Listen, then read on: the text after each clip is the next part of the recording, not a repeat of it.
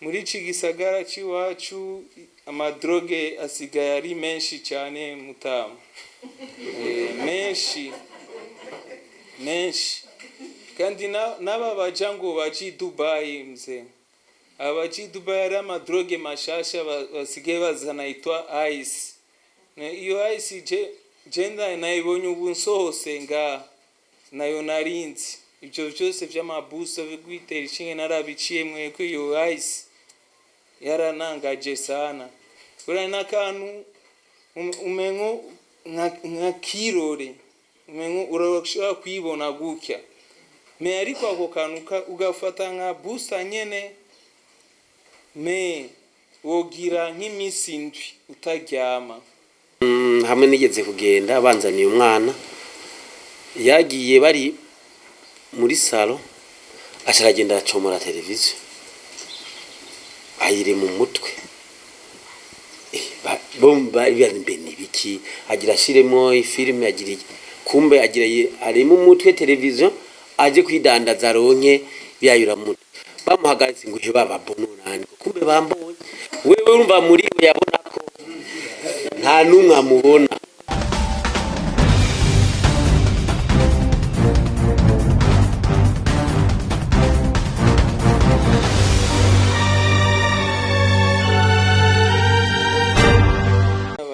Shimirimana Landry nkabamba muri quartier asiatique. Kumuga nari mfise nari umu électricien automobile me kubera mu vyabaye ma 2015 novuga muri 2015 niho nagiye gutembera muri Nairobi. Hariya muri Nairobi nsanga imiyabaga basore bana yani biyayura mutwe ivyo yani amarigara nibyarura mutwe. Rero nanje nanguriraho kubera iyo rigara, kubera kwicara kandi muri Kenya murazi ari imbeho, ndabitanguriraho nka blague gusa. Hageze muri 2022 ndagarukino kuzino mbanku ubihagaritse gato meko subiye mu Buyenzi gukorera mu Buyenzi kwankora mu gya gatanu mu Buyenzi sanga kumbe niho biba niho niho depo ya aviri ndatangura je nabitanguye biri igugwa ka booster igugwa 3000 francs. Ndatangura kubitangura kwanza narayicoma ndayishiramwe mu rumogi nkayicoma urwego rugenda ruduga uko nyene ruduga gushika kwishira kwirya bati bakura kwitabi hirya ka aluminium niyo kajya kabuye ka booster niyo cugashiramo harya ugakora nk'akantu kameze nk'aka bombo nk'agatije ukaguma kwega niyo nugo rugwego nkarugerera ko ninjira kwitera inshinge ndononekana kabisa. Ndava mu bantu n'abajya bagenzi banje twiganye, abagenzi banje ababosi na orana b'amateka bose baranyiruka bambwira Landry warahindutse muhira sinataha kandi naryama hariho hose mubajya nyene babidandaza ugasanga hari ahantu gusa ugiye gusumba mu ijoro ugasanga witeye ishinge aho nyene ukaryamiraho. Niho vyagenze uko naraciye mu bintu vyinshi sana, narabonye ko vyaranduyishije je mugi wanje nje ndu mu mizima, ariko kubera iyo booster mareshite menshi naragize gushika naho narinjiye mu bintu by'abakizwa ndakizwa gushika ndinjira mu bintu byo gusenga ariko biranka ndabihevye mu mezi 2-3 nkasanga ndi hajya nyene mu buyenzi nkabisubiramwo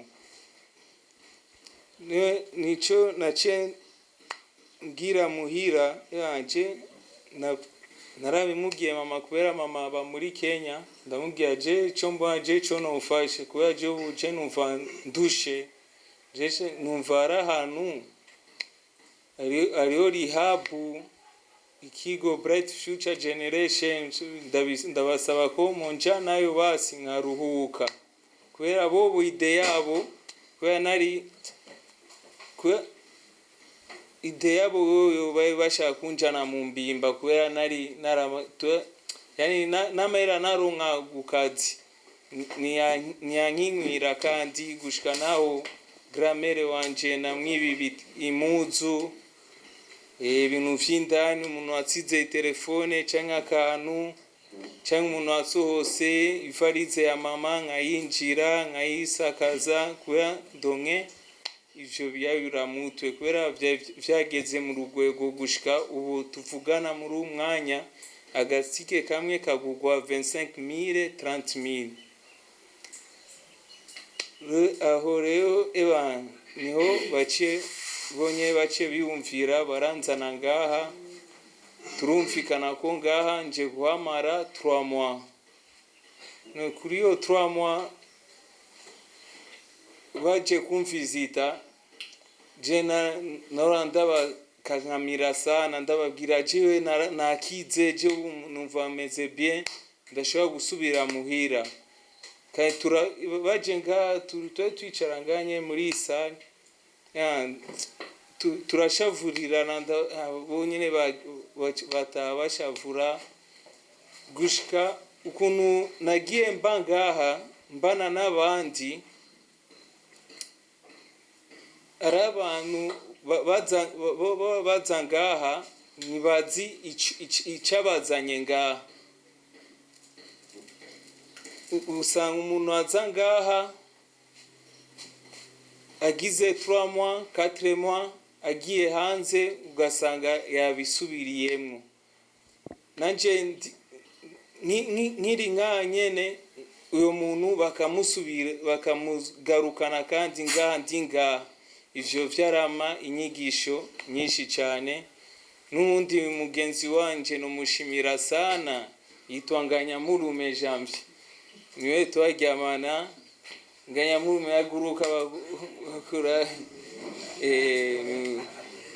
ni inshuti yanje twahanurana sana kabisa yaramfashije mu manuro nyinshi kubera ivyo je naciyemwo nawe nyene yarabiciyemwo mekera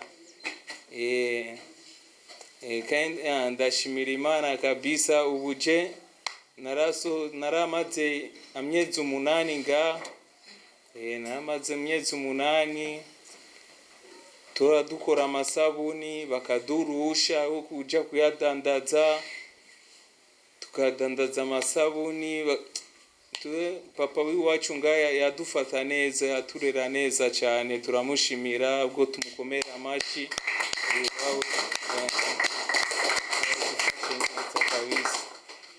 nitwa Richard Manirakiza abandongoye kino kigo Bright Future Generation gifasha ugwaruka rumwe y'ayuramutwe kugira ngo basubire kumera neza tekana mu gusubira mu miryango yabo no mu mirimo yabo ya misi yose mutugire ku muriri ingene mukora ivyo nyene nagiye kuvuga igikorwa dukora twakira ugwaruka uri hagati y'imyaka 15 gushika kuri 35 turakira abigeme n'abahungu mu bigo bibiri bitandukanye aha turi mu kigo c'abahungu kigo c'abigeme kiri hepfo turabafasha rero turabakira hanyuma tukabafasha tukabaha abaza bakeneye kuja ku muti bakaja ku muti abaza bafise ingorane yo ingwara zo mu mutwe muganga asanzwe adufasha ivyerekeye ingwara zo mu mutwe akaza kubaha imiti bakayifatira ngaha n'abandi baza ari uko ari ibyayuramutwe tukabaha rero inyigisho tukabaha impanuro tukabigisha intumbero y'ingena bohinduka bagahindura inyifato kuko ikibazo cy'ibiyayuramutwe ni ikibazo kiruhishije ubwo rwaruka nyene ubwabwo imiryango yabo ikibano eka mbere n'igihugu kuko urwaruka niyo nkingi y'igihugu niyo nkingi y'imiryango niyo terambere ry'igihugu rero tubafasha kugira ngo babivemwo hanyuma mu kubafasha ibyo twita accompagnement médico psychosocial dushiramwo no kubigisha imyuga byo bita renforcement de l'autonomisation aha turabigisha gukora umukate mu banyo dukorera umukate hajya gukora amasabuni tukabigisha n'umwuga wo gushona dusanzwe tworora udutungwa duto mwabonye ngaho ibitungwa tworora donc tubigisha rero kugira ico bimariye biciye mu myuga kuko ariho benshi baba barahagaritse amashuri hahetse igihe hanyuma twatubwira tuti kugira ngo baze basubire iwabo bafise ico bishoboje tugenda tubigishije umwuga. Mwamaze kubona bamaze kubiheba mu gihe bamaze yego cane harimwo atari bake basubira mu miryango yabo tukabakurikirana byo twita suivi post accompagnement imiryango yabo tukavugana bakatubwira yuko bimeze neza ko abasubira ku ishuri basubiye ku ishuri abandi bariko barakora imirimo itandukanye ariko harimwo n'abasubira inyuma byo twita rechute ariko si benshi mugabo bariho kuva dutanguye ibikorwa byacu mu 2019 twatanguye n'ikigo c'abahungu twakira abari hagati ya 200 na 225 hanyuma tukakira ku mwaka abashika 50 uko babara hagati y'amezi 3 n'amezi 6 bivanye umwe wese ingene yaje ameze twarabonye ko muri abo dusohora nka 10% nibo bonyene basubira inyuma ugasanga bagize ivyo bita rechute mu gifaransa abandi twabonye ko bitera bije imbere kuva mu 2021 twaciye dushiraho ikigo c'abigeme igitigiri cabo dufasha carongerekanye ubu turakira mu mwaka bashika 60 hagati ya 60 na 70 kubigeme twabonye ibikenerwa ari vyinshi kuko benshi abo twakira benshi nka 90% baba bafise abana biciye mu nda nda basamye batifuza baba bafise abana ugasanga abo bana nabo bakeneye ubufasha ubwo nabo bana bakeneye ubufasha ntituraronga uburyo bukwiye bwo kugira ngo dukurikirane umuvyeyi wiwe nabo bana baba bari barutse abantu usanzwe basanga barezwe mu miryango yabo kwa mama babo cyangwa kwa bayinakuru canke ku nshuti mugabo ukabona ko abana ico kiyayuramutwe cakugize ingaruka mbi cyane ku bana babo bantu rero turacadodora hirya no hino kugira ngo dushobore kugira ico dufashije abo bana babo rero tumaze kugura igihugu c'abigeme abo twakira bariyongerereje bariyo barongerekanye kandi turashimishwa n'ingena abakurikiranwa batashe ikintu kiduha inguvu ni kuva tushizemwo kwiga imyuga byarabafashije cyane amaroshite bagira bwa mbere tumaze gushiramo ivy'imyuga twarabonye yuko bibafasha kuronka agaciro mu miryango bikabafasha kugira ico bimariye nk'abigeme banyuye biramutse usanga bivanganye no kwidandaza twasanga byagabanutse ugasanga bashobora kwibeshaho no kwitungisha imiryango no kwibeshaho byo ubwabo n'utwana twabo mugabo abagira roshite baragabanutse bari munsi ya 10%. Bimwe turavye abigeme banyurumogi na mugageje kugereranya n'abahungu banyurumogi abigeme bo banyurumogi mbeze gute urugero rwabo gukurunwa rungana gute? ibiharuro dufise duciye mu itohoza ryabaye mu 2022 bikozwe n'ubushikiranganji bujejwe kubungabunga amagara y'abantu. Iyo migwi yose baba bigeme baba bahungu barimo mu biyayuramutwe, mugabo abahungu ni benshi gusumvya bigeme. Aho bitandukaniye handi nuko kubigeme ndakivuze mu gifaransa bafise vulnerabilité multiple, kuko yanyu yabira-mutwe haba habongo nukudandaza umubiri kandi hacajamwo n'imvyaro batifuza, ugaca usanga n'urukwegane rw'ingorane.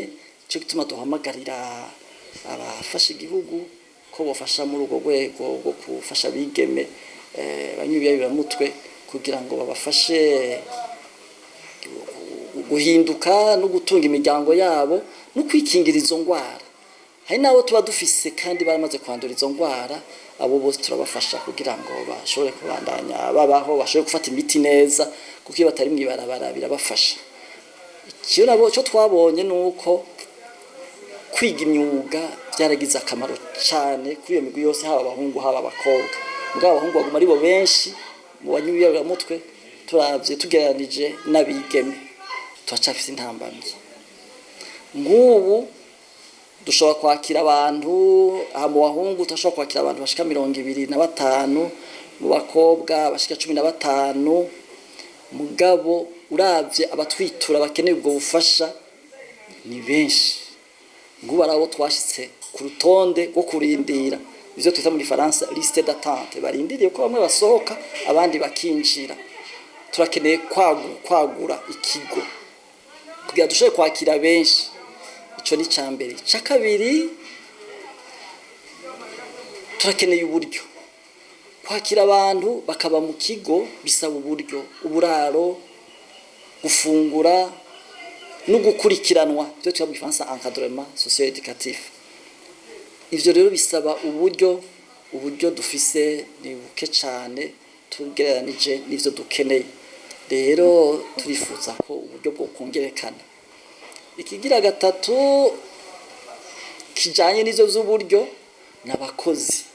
Abakozi abo dufise ni bake tugereranije n'ibikorwa twaterezwa gukorera ubwo gwaruka, kuko gwaruka nakeneye kujya no kuryama, kumwumviriza no kumuhanura gusa. Akeneye ibikorwa, akeneye gukina, akeneye kwiga, akeneye ibikorwa vyinshi. Mugabo ntiturashika kuri iryo hangiro kubera uburyo bwatubanye buke. Hanyuma n'abakozi baca baba bake, uburyo baye buke n'abakozi baca baba bake. Turasaba rero ko twoshigikirwa, leta ikadushigikira, abafasha Burundi bakadushigikira kugira ngo dushobore gufasha urugwaruka. Bidufashe kwakira kwakira abamaze kunyura umugi gusa, oya bidufashe no kuja mu mihinga itandukanye aho urwaruka ruhurira kugira ngo duterere biboneka mu gukinga. Kuko nkuko mwabibonye harimwo imiyabaga, harimwo abakuze, mwabonye harimwo n'abigeme. Harakeneye igikorwa cibanze kijanye no gukinga, titurindire ngo tugiye kwakira abamaze gushikirwa n'ingaruka mbi zo kunyuyayuramutwe. Kugira ngo komanda wa police antidrogue nitwa Colonel de Police Minani Jovini.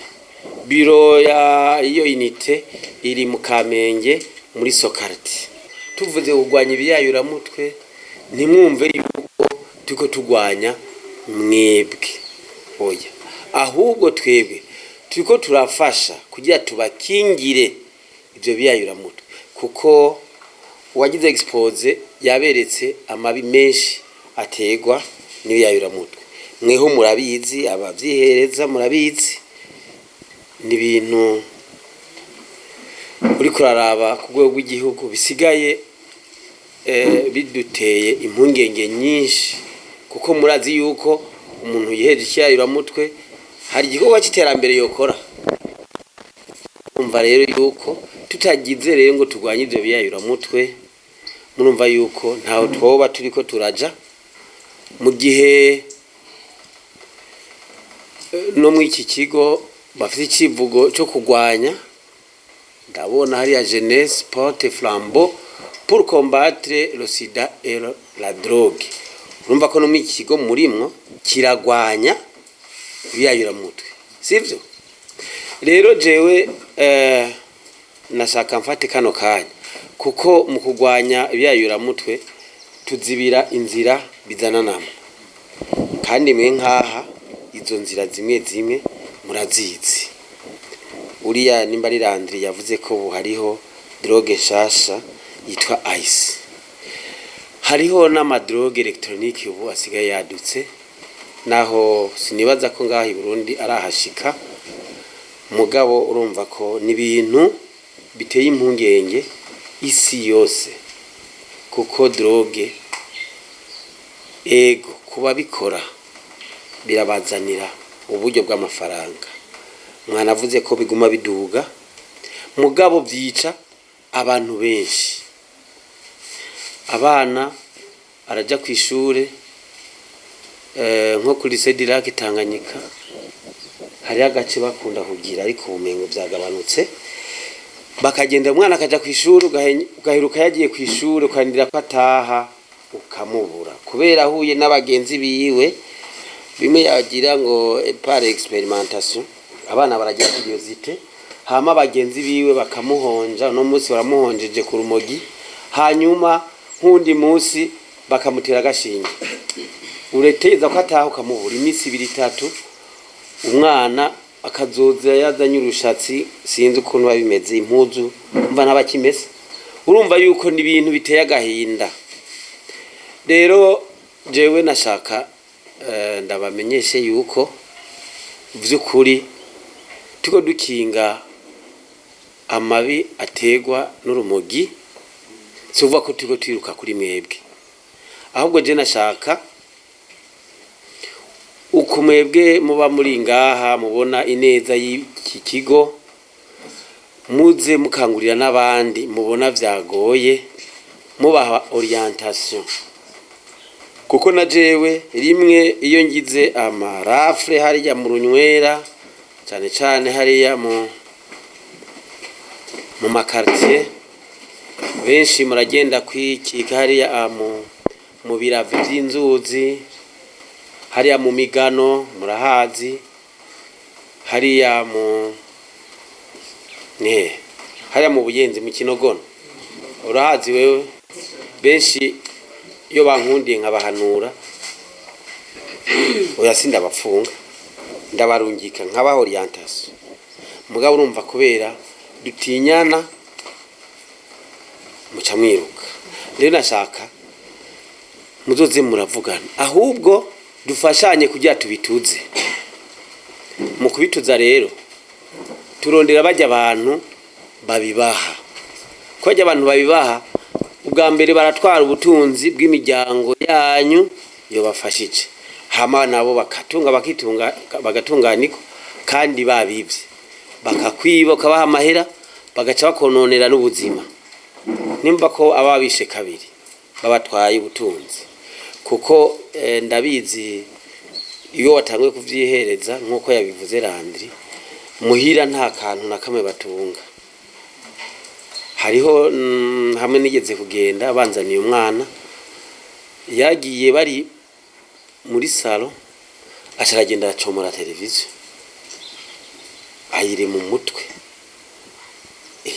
bomba ibyanimbe nibiki, agira shiremo ifilme, agira kumbe agira ari mu mutwe televiziyo, aje kwidandaza ronke biyayura mutwe, bamuhagaritse ngo hebaba bononani, kumbe bambonye.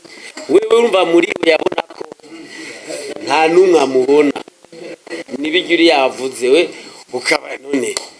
Urumva rero yuko turakwiye rero kuja hamwe, kuko kugwanya ibyayura mutwe nikishaka kuba igikorwa cy'umuntu, nico bigikorwa cy'igipolisi, nico bigikorwa cy'ibi bigo, non plus nico ba igikorwa cyaba bafasha. Nuvuga ko dusiza kuja hamwe, chef de quartier ari ngaha akamobiliza abanyumba 10 bakademantera bajya abantu bose muri quartier badandaza ibyayura mutwe, kuko dufatanye munda ndazi ko twobishobora, kuko nta muntu umwe adandaza ibyayura mutwe muri quartier abatazwi. ikibabaje nuko bajya abantu babidandaza usanga bakingirwa nawe mu kibano. Hariho bamwe mu kibano batabikunda, mugabo gace usanga nk'umuntu nyumba 10 kubera hageze ku mugoroba muri ya mahera ya dandaje aca mwicarika kamusororera, hageze ko hogira ikiba ahubwo akaba ari we amukingira. Ivyo rero tudahinduye mentalite, twumve yuko ibyayuramutwe ari kintu kibi zogora kugwanya. Hanyuma muri quartier bijya bibanza benshi banyweramo irazwe, hari ahantu nibaza nimwe ibi bice nyene ari umujene watanze temwanyaje avuga ati hari ahantu twakunda kuja kurunywera kwa Oronera yari rero benshi bashaka iswingi bacavuga tuje kwa Oronera, urumva bagira iki muri bo bakagira n'amajarugo. Mugabo ivyo bibaza byose usanga abavyeyi bamwe babizi, ababanyi babizi, hariya mu Kinogo no mu Buyenzi harazwi muri quartier. Mugabo bajya kenshi ingorane twe dukunda kugira iyo tugiye baba bafise amantene, nimba ariko anywera ngaha hariya ku kaburimbo hari umuntu aneka ko haraje abantu, wewe ushikaho naho uba warose amakuru ugashika ugasanga nta muntu n'umwe ahari, bigaca rero bigira ingorane. Rero aka kanya nari mfashe ko kugira ngo dufashanye kugira ngo cyane abo bantu badandaza ibyayuramutwe bagwanywa. Mu kugwanya rero mu kugwanywa ni nguvu za twese kugira ngo dushe guhanahana amakuru. Mwe kintu no babwira bajya abantu baragoye, ugatanga amakuru ugajuja kwivuga ati jewe nakanje namufatishije, ingaruka zo kuba ko sinziza. Nimva ko nimba ushaka no kuma amakuru urayampa mwibanga hama nikorera akazi wewe ntumenyekane ko ari we wabikoze. Ahasigaye jewe kuba liko barafashwa n'iki kigo no bipfuriza kubaho mugahinduka, bakabavura mugakira, mugasubira mu miryango, mukagira akamaro igihugu cacu. Abajeje ikigo nabo ko bakubashimira mbere nsaba mu bakomera amashi.